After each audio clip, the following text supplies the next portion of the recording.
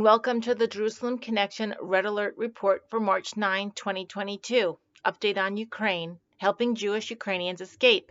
Today's guest is Nicole Yoder, joining us from Jerusalem, Israel. Nicole is the Vice President of Aid and Aliyah for the International Christian Embassy in Jerusalem.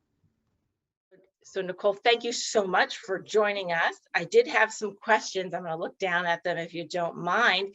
And like I said, I might be asking you questions that I think our viewers and network need answers to, but if I'm missing something, please jump in and tell us what we need to know. But just for a little bit of context, so our viewers understand, and they're watching the news and they're seeing all sorts of stuff, but I really want to concentrate on the Jewish community at this point. Is there any credible numbers of how many Jews are in Ukraine? Okay, so the estimates of those who are eligible to make Aliyah, and Aliyah means to go up and to come to Israel for those who might be listening and are not familiar with that term, is about 200,000. That is how many would be eligible. And for those who may not know what that means to be eligible, it means that you have at least one grandparent from either side of the family. So, but you're considered Jewish, actually, if you have a mother who's Jewish, a mother or grandmother on your mother's side. However, eligibility is broader than that. And so it doesn't differentiate. 200,000 is the estimated number of people in the Ukraine who could come to Israel. Okay, well, that's a good number. That's a significant amount of people. And then as far as the Jewish communities that up until the invasion started, were there thriving religious communities? What was the, do you have any information about how many practicing Jews, how many people were visibly Jewish or practiced their Judaism openly? That I don't know how to tell you numbers on those things. I know that there are a lot of Chabad communities, which are very clearly, they work a lot across the Ukraine. Obviously, the countries that were part of the former Soviet Union and under communism tended to be less religious because of the way the communist regime ruled things. But yeah, so I don't know how to tell you exactly how many are practicing or whatnot, but there is a community and they are obviously a mixed, some more connected, some less connected, some definitely religious, others less so. Interesting, yeah. Interesting. And what do you have any information on, at least up until the invasion, what was the atmosphere regarding anti-Semitism? I know I've reported that France has some significant issues. New York City has some significant issues. Are there any, do you have any information about that kind of atmosphere? I know President Zelensky during his administration actually passed legislation to combat anti-Semitism and perhaps the BDS movement specifically. I don't remember the exact legislation, but do you have any information on how Jewish people were feeling before the invasion? Okay, so yeah, I've spoken to different Ukrainians on that issue, and honestly, most people say that today they do not feel a strong anti-Semitism. I also forget who did the poll. I don't know if it was the Pew Research Center or who it was, but they said that actually the Ukraine, when they did the polls, had less anti-Semitism right now today than Russia. They quoted about 5% responses that were anti-Semitic responses to polls they took, whereas in Russia it was 14%. I just found that in an article recently. But in speaking with some of the Ukrainian Jewish community, they said, really, we feel like other people. And that obviously has not always been the case historically in the Ukraine. It's quite different than previous years where there were a lot of pogroms and a lot of terrible things that happened even through World War II and whatnot. But they say today they don't feel a strong anti-Semitism. I know that, for instance, during Hanukkah this last year, they put up Hanukkahs in the main city squares. And there were some that were vandalized, but it was relatively few. And so I think overall, the Jewish community is feeling okay in the Ukraine at the moment, but that's not to say that there aren't probably incidents and things that happen. But yeah, the general response that I've heard on that has been relatively positive. Well, that's wonderful news considering what we've been hearing out of places like France and yes. other parts of Europe. And I'm just curious, do you think that has anything to do with Zelensky being president, or perhaps it's the other way around? Perhaps that age-old anti-Semitism that has brewed in Europe for so long, the Ukrainian peoples were the ones to sort of throw that off by electing Volodymyr Zelensky. And I'm not making this a political conversation. I'm not talking about his policies, but just his identity. I think, well, what I understood is he didn't make the Jewish identity a big issue during the elections. So I don't know that that was necessarily a big point in election. Obviously, I think there's always a fear in the Jewish community that if you have, leaders like the president or other key leaders that are Jewish and they're not liked or they're not popular, how can that have ramifications for the rest of the community, right? So there is always kind of that caution, if you will, I think, underlying. On the other hand, if they are popular, and at the moment, Zelensky's doing just a phenomenal job, he's become almost a national hero, right? So it doesn't seem to be negative. I think actually he was voted because he was young. They thought he could help bring more prosperity. Maybe he was seen as someone who could bridge between the different communities where we see the division in the country between those who are more pro-Russian and have a more Russian ethnic background and those who are Ukrainian. And that kind of goes down between the east and west of the country. And so I think maybe there was some hope that just because of who he is, I know we make a lot of the fact that he's a comedian and has been an actor, but he's also a lawyer.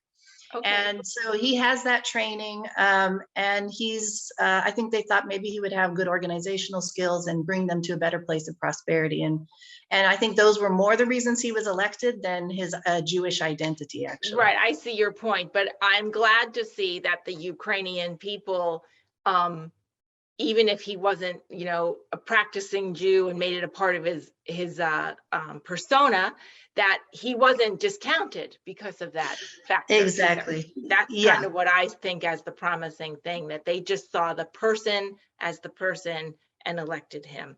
That's great. And apparently, apparently the previous one was also Jewish by chance. I didn't know that.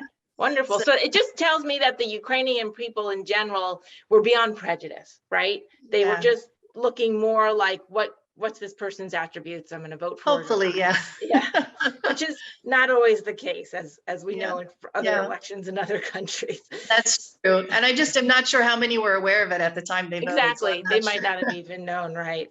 So in the in Ukraine right now, as far as you know, or over the past week or 12 days as it is, or 13 now, is there any, in this, you might not know, but is there any difference in what Jewish people might be experiencing in this chaos of war versus somebody, a non-Jew? Is there any kind of discrimination as far as the evacuation, or is it pretty much the Ukrainians, regardless of their religious identity or origin, they're all in the same boat? And then they just are seeking the different avenues. And of course, your organization helps with the ones that can qualify to leave. Yeah, they're all in the same boat, but I would say possibly you could say that the Jewish people are in a better circumstance, to be honest. Wow. And the reason I would say that is because the state of Israel is so prepared and ready to accept them, working very hard to provide the means for them to escape. They don't have to wonder when they come across the border where they're going to go, because there are foreign ministry officials of Israel, there are Jewish agency officials ready to help them with the Aliyah process and the paperwork. They're trying to make available buses and flights. Wow. And so actually, I think from the perspective of just Ukrainian or Jewish, probably everyone, I haven't heard that the Jewish people feel, deprived in any way or less deserving of help by their own people. I think there's a general feel that they don't feel different, at least from what I've been hearing.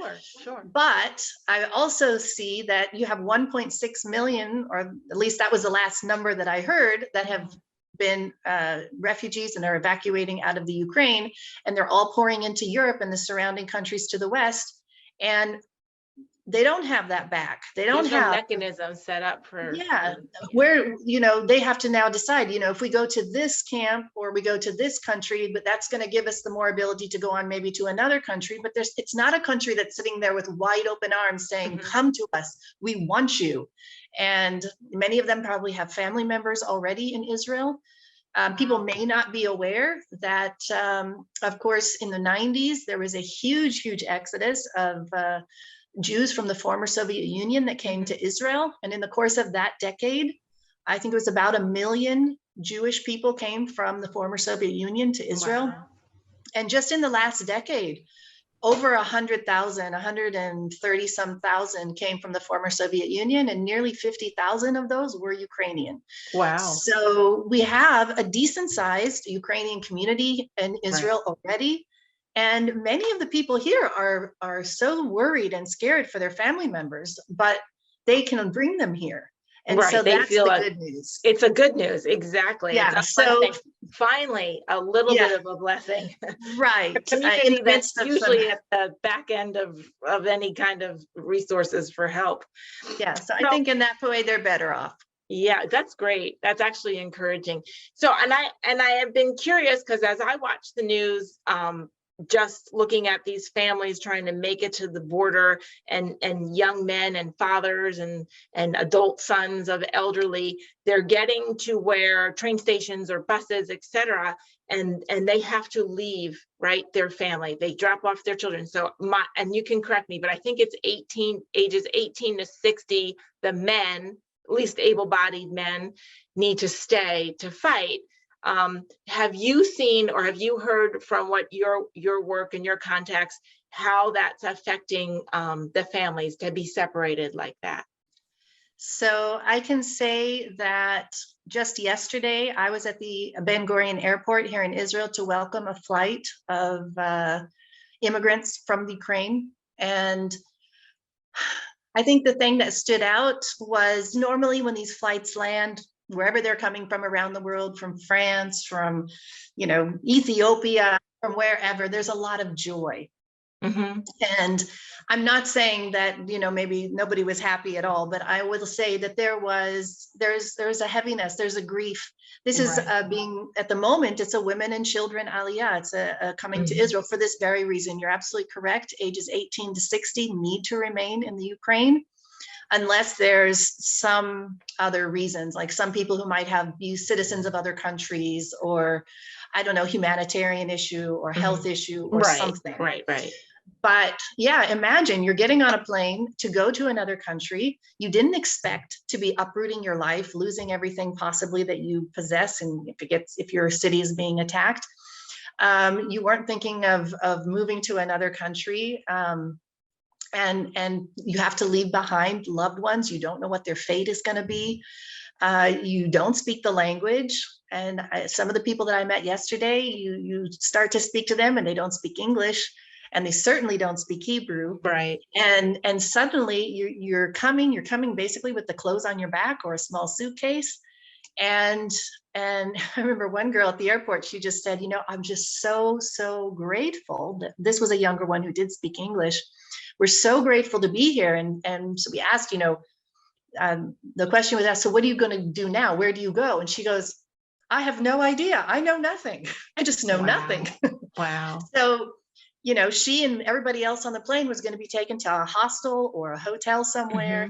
And they have just a few things that they're carrying. And you can imagine there's grief, there's uncertainty, there's stress, there's probably some anger. Why do I have to go through this?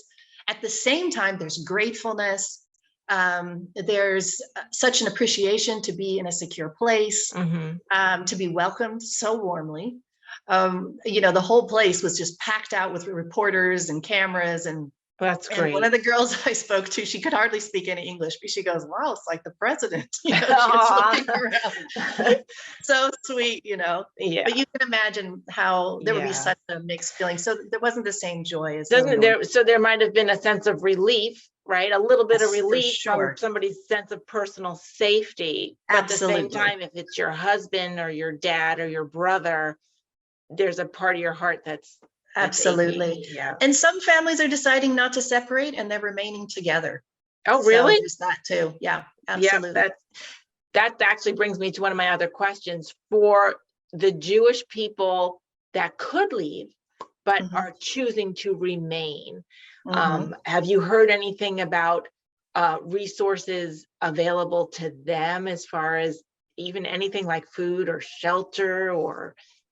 Yeah, so obviously, from what I can tell, it seems like the Ukrainian community is helping one another. Okay. But there's also aid coming in. I know Israel sent 10 tons of humanitarian aid. Okay.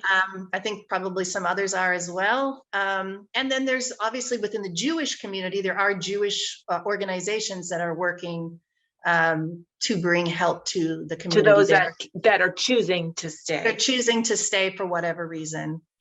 Yeah. So what would you like we all to know about Aliyah, and how does it work? What's the process, and where can we even help?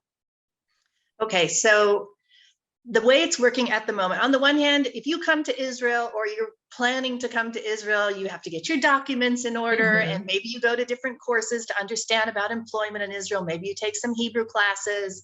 There's a whole process that normally a person might go through before they make Aliyah to prepare themselves. And depending on where you're coming from and your situation, maybe that takes you a year or two until you kind of sort that through all that and take your time and figure out what you're doing, and then you come. Obviously, this is not that. We're talking Right. Evacuation, unexpected. You maybe don't even have documents or only partial documents, although a lot of people are connected already in various ways to the community through membership in various ways, whether it's a synagogue or whether it's a community center or even other kinds of programs. And so there is a hotline set up for people who want information about making Aliyah, and that hotline they'll direct you what to do, where to go, and often they'll even send buses to come and pick you up from different locations. And then as you get to the border, a lot of families just had to get to the border on their own. But once you get across the border, it's known who is Jewish. And then there are places for them to go that are for the Jewish people, who then the process, they might stay a week or so in one of the countries around, whether that's Moldova, Romania, Poland, Hungary. And then once some of the other some of the processing, maybe some documents, maybe there's family members you can verify that are in Israel or whatever, and then the planes will come. Wow. Now, and some things, if you can't get it all, but they know more or less that you're connected, they might still let you come and then sort it out later. Okay. It's a crisis. So there might be there's a little agility in the process. There's a little, that's right. There's a little agility. And this is sort of a side question. Does anybody get into that process outside of Ukraine? So in one of those sort of halfway or whatever, and then they decide, or could they decide to go somewhere else, to Germany, to America, Italy, pick a place? Absolutely. So yes, nobody is required or obligated to come to Israel. So if they see some other options, or there's a blockade getting the right documents, there's at least you have to back. Look, no, the entire of Europe is open. I mean, people are free to, Ukrainians are coming across and they don't have this option at all. So they're all going into Europe all over the place. It's open. I could imagine someone maybe has family in the United States or in Germany or somewhere, and they want to join with them. They might choose to go that route. In fact, it's interesting, in Israel, which is where I'm located, in Jerusalem, there's a bit of a debate, like, what, we're going to give all these people citizenship, and then maybe they're just going to go and use that citizenship to go to America or somewhere else. Maybe we should see what's going on. And the Minister of Aliyah and Integration, who herself is an immigrant from Ethiopia, she just said yesterday at the airport, listen, we're not going to judge anybody. We're not going to tell them you have to come here and stay here if we give you this, if we do this for you. This is a crisis. We're going to welcome them, and then they'll make their decisions when they, are able to make decisions that are long-term like that. And so it's kind of coming, but there is a little bit of discussion, surrounding things, but there's freedom. There's freedom for the people. That's wonderful. That's wonderful. So, what are your biggest obstacles in the process that you just laid out, which differs from the normal Aliyah process because it's in crisis mode? Can you identify any particular obstacles that you feel like people are running into to even manage the crisis version of getting out? Well, I think obviously the challenge of getting out is depending on where you are and where the war is. People were in lines for incredibly long periods of time. You know, a journey that should take, you know, maybe a day was taking 4 days. Wow. You know, there was gas shortages. Yeah, so there's like logistical challenges and logistical battles. At some point, all the embassy staff and everybody moved out of the Ukraine. They're on the border. So, you know, people were needing to get to the border by themselves. Right. Wow. And now, you know, maybe buses are being sent into central locations, but the costs still have to get to up. that You still have to get to that location, but the costs are shifting all the time. If a bus in the beginning cost, let's just throw out a number, say it costs 1,000, and now it's 8,000 for the same, because either it's more dangerous or there's less of them. You know, just the demand and all the things that go with it. So there's just logistical challenges. I think the workers, everybody's, you know, feels that this is a mission that they're excited to be working for, but it is very taxing. Just even making the flight arrangements for all these people, they're coming quickly. If people weren't planning on making Aliyah before, suddenly the hotlines have gotten requests for like 5,000 people. Wow. That are interested in, and please, can we make Aliyah? And they're expecting it could be a lot more. So Israel's preparing for many, many more. In fact, it's interesting that if you wanted to go and renew a visa in Israel today, you will get, we had some of our staff here get messages from the Ministry of the Interior saying, don't bother to come and try renew your visa. We've automatically renewed it for an extra 6 months. Wow. Because there are no appointments. They're so crazy busy right now with passports and documentation for this huge influx of people that it's just interesting to see the surround effect of it all. Well, and that brings me to my next question. How is the morale of all the folks, whether they're in Israel or in Europe, in the staging areas? How is their morale in helping all these people? Clearly, you mentioned it's taxing. That makes it stressful. And I know, as from myself, when I volunteer, sometimes it's more stressful than your job because you're like, I can't fail. Like, I can't fail. I can't screw up because then it's going to hurt somebody, right? So you mentioned that people are excited, but it's also stressful. It's stressful. It can be stressful just because exactly what you said. You don't want to miss anything. You don't want to let anybody down. You want to do your best, but there's a lot going on, a lot of challenges. I will say across Europe, we just had friends from our Swiss offices that are visiting today, and they were just saying, wow, we've just been so impressed by the response of Europeans who have been, you know, generously donating practical humanitarian type things. If you need clothes, there's been clothes given and things like that. I know different of our branches are in the process of organizing truckloads of, you know, just practical things. Because like I said, personal items and nothing. Sure. Tracksuits and shoes and all kinds of things. So that's really heartwarming to see. Right. But so I think, there's just the practical daily onslaught. So on our end, I want to encourage our network, because we're constantly, you know, promoting, you know, prayer for the victims of all this, but we also need to pray for the helpers. We need to pray for the resources, the human resources that are serving that need. Specifically the financial resources as well, because I know that I think it's a beautiful thing to see Jews and Christians working together to make this Aliyah happen. You know, the Bible's really clear. Not only is God going to bring the Jewish people back from around the world, but he's going to use Gentiles in the process as well. And so we have an opportunity to partner with him in a very practical way.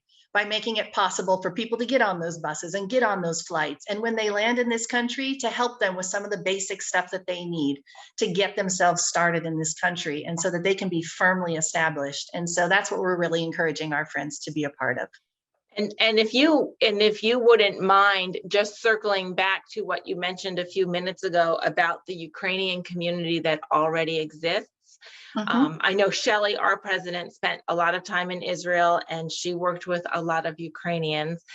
Do you have any anecdotes to share, or any personal stories that we can make sure, even if you'd like change someone's first name as a pseudonym, so that we can be thinking about and praying for these people that are really working hard or having a particular problem? I know I'm always thinking about sort of the elderly and the infirmed, or the youngest children. You know, they're making the journey isn't the same as just some able-bodied, you know, I don't want to discount it, but like a 35-year-old woman who has no health problems can make the journey much better, more easily.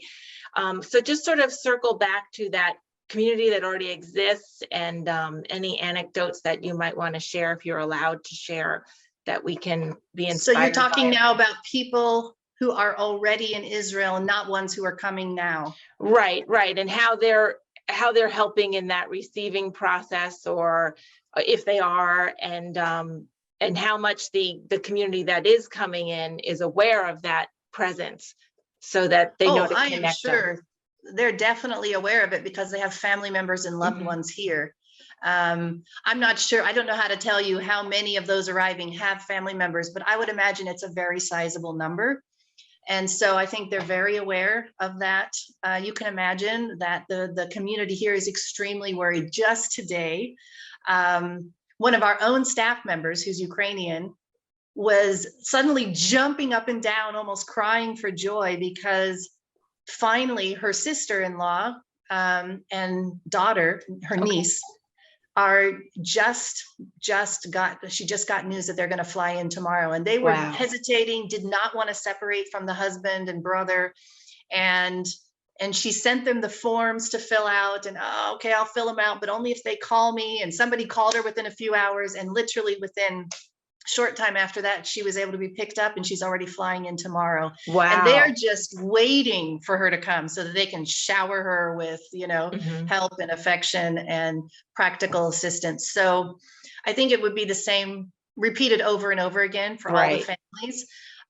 When you talk about the Russian or the former Soviet Union Jews who came here, you're right. A lot of the elderly, particularly if they came as elderly, they really do struggle. It's expensive to live in Israel. And so, you know, to pay rent, to live off of a little stipend, if you didn't come with a pension, particularly, there's a lot of them who end up in lines at the soup kitchens, and, you know, who need practical assistance because maybe they didn't come with a pension from Russia and they can't work very much here. And so this is something that I think has got to be a concern for many of those arriving now. One of the things that we're doing is we're helping some of the young professionals coming from, some of them are from the Ukraine, some of them are from Russia, who decided to make Aliyah when they're younger, or maybe they're already professionals like doctors. But it's a whole really difficult process to come and become recertified in your profession, and be able to start working. And so there's like a whole program where we're helping them with just like you can go through, do education, learn the language, take a test, and then 90+% of them are going to find employment because there's so they can practice their original craft. So they can actually, whether you're in a medical profession, which is huge for Israel because we're short on medical professionals. And it's good for them too. And then others who maybe they're better off in high tech, so they end up starting off with something like that, which is also a huge need in Israel. So advancing so fast in high tech, they don't have enough people who are skilled to fill all the jobs. So I bet these are some of the integration side things. But yeah, I was just really touched by that. I think it's being repeated in home after home around the country. Of the 300 or so who arrived yesterday, I don't know if you heard, there was a group of 100 orphans. Jewish orphans. I saw that. Okay, So they were taken immediately into a center for children who don't have families.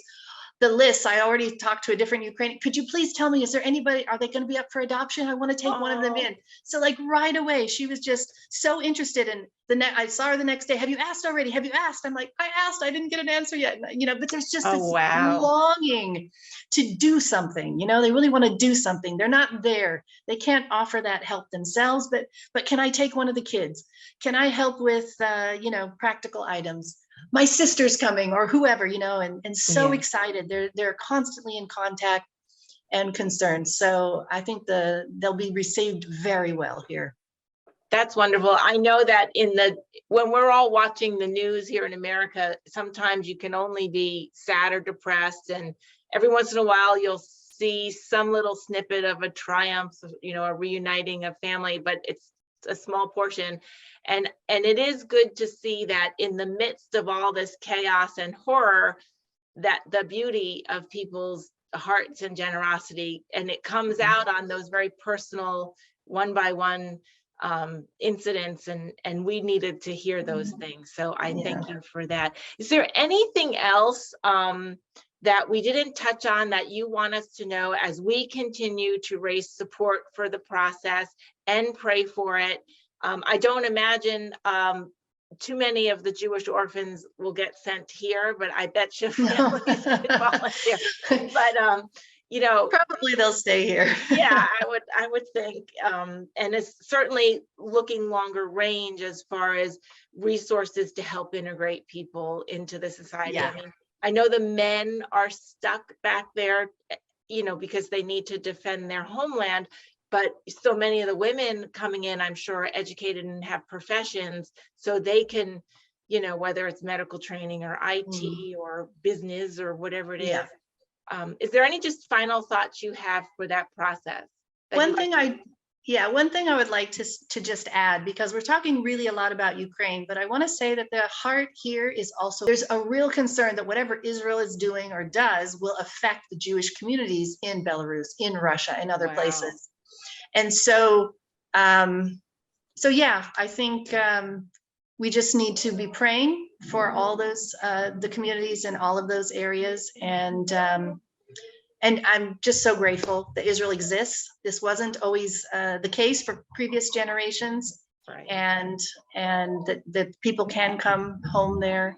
And yes, we want to look long-term into the integration side and help them become very firmly established. It's really, really important. So really am thankful for this conversation, and thankful for every bit of assistance that would come our way for both the Aliyah and the integration. Wonderful, wonderful. And yes, thank you for circling back to the communities outside Ukraine, particularly Russia and Belarus, because certainly those folks are going to suffer under the ramifications of their government, which we know they probably don't agree with. So I thank you so much for your time this morning. And we are sharing with our viewers and listeners how they can, I'm going to scroll links at the bottom so they'll know how to actually make that tangible helping hand happen. So great. Thank you. Thank you again for all your time. And we're going to continue to pray and keep all the people of Europe and Israel uplifted and in our hearts and minds. Thank you.